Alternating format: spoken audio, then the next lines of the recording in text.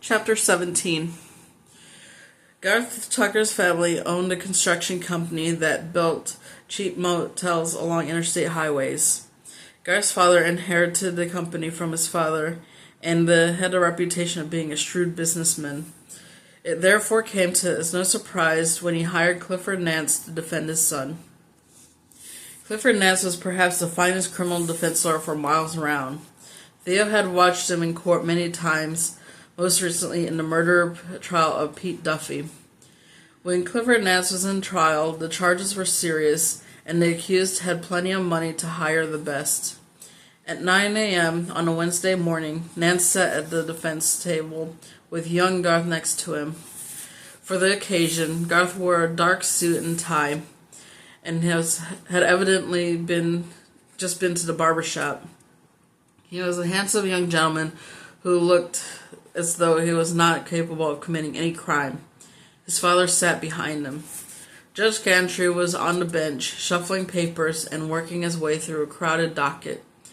He said, "Good morning. The first matter of business is the preliminary hearing for Mr. Garth Tucker. Let the record reflect that the accused is present along with his attorney, Mr. Clifford Nance. Is the state ready to proceed?" Jack Hogan, the veteran prosecutor, stood and said, "Yes, Your Honor, I believe you have the police report and summary of the charges." "I do, and I'd like to remind everyone that this is only a preliminary hearing, not a trial, so let's be brief." "Indeed, the state calls Mr. Clem Ham to the stand." Mr. Ham was waiting by the jury box and stepped forward to be sworn. Once situated in the witness chair, he smiled at his honor and tried not to appear nervous. Jack Hogan asked some basic questions to establish that he was a part owner of Cal's Grocery, an all-night convenience store on Highway 22 north of town. On the evening of October 18, around 11 p.m., he was behind the counter going about his business, which was slow that night. No one else was in the store. A young man walked in, went to the beer cooler, grabbed a case of beer, brought it to the counter, said it was out of money, reached into a pocket and whipped out a pistol. He aimed it squarely at Clem's face and told him to open the cash register, which he did. Clem took a step back, held up his hands, and said, "Please don't shoot."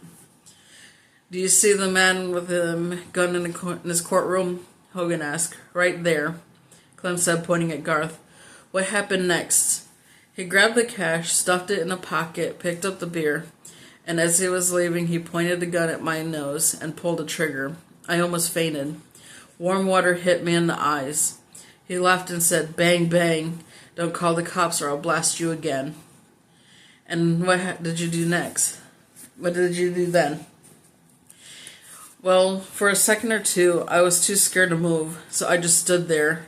Then I heard his car door slam, so I stepped to the window and watched him drive away, spinning tires and slinging gravel. Once he was gone, I ran over, knocked the front door, and called the police." "What kind of car was he driving?" "A green Mustang, one of those souped-up muscle cars." "How much money did he take from the cash register?" $214. "Now, Mr. Ham, he aimed the pistol at you. Did you realize it was only a toy?"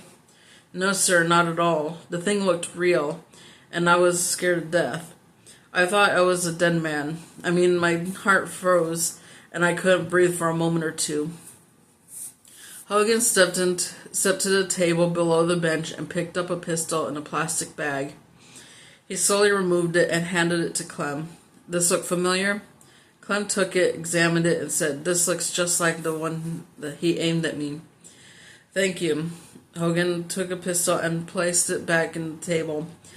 "Now, Mr. Ham, does your store use surveillance cameras?" "Yes, sir. Got 'em all over the place." The lights were dimmed as Jack Hogan rolled over a large screen. 4 of the cameras recorded Garth's quick visit to calls. The first camera was outside and looked down at the gas pumps. In one corner, it showed the Mustang arrive and Garth hopping out. Seconds later, it showed him returning to his car with a case of beer. The second camera was mounted inside and caught customers coming in and going. That was Garth crystal clear as he entered the store and looked around. Not long afterward, it recorded him leaving with the beer. The third camera was mounted high in the rear of the store and faced the large coolers filled with beer, bottled water, and soft drinks. Garth Inc. opened the door, grabbed the beer, and disappeared.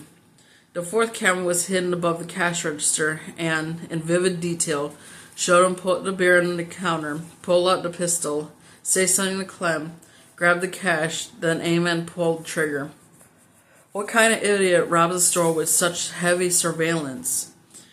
In the front row of the courtroom, Woody and Tony sat next to the lawyer, Rodney Wall.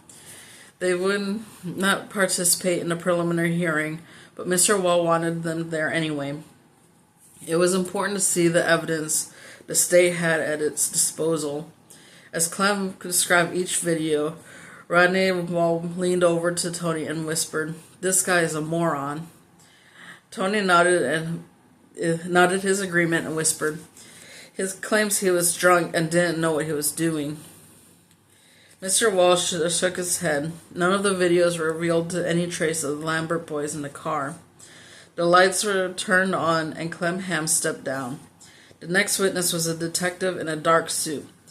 Jack Hogan handed him the pistol and asked him to identify it. He said, "We found this in the left front pocket of Mr. Garth Tucker. It's a plastic water pistol that's designed to look exactly like a compact Ruger 9mm. And I must say, it's a very good fake. The detail's impressive. From a distance of 10 feet, I could not tell the difference between this and the real thing. Who makes these?" "I don't know where it came from, but we found a toy company in Taiwan that makes water guns of all varieties. Evidently, there are several manufacturers." Woody agreed. He still remembered the horror of staring at the pistol as Garth pulled the trigger. For that split second, he too was stunned to realize what was happening. "Nothing further, Your Honor," Jack Hogan said. "The state requests that this case be sent to the grand jury for further action." Judge Gantry said, "Mr. Nance." Clifford Nance stood and said, "Nothing at this time, Your Honor." It was neither the time nor place to argue on behalf of his client. Like most good criminal defense lawyers, Mr. Nance was using the occasion to see the evidence and to measure the witness to be used against Garth. And he had seen enough. The case would never go to trial, never get near jury. Nance was already working on a scheme to keep Garth out of jail, and it involved the two juveniles who had been riding with him. And that's the end of chapter 17.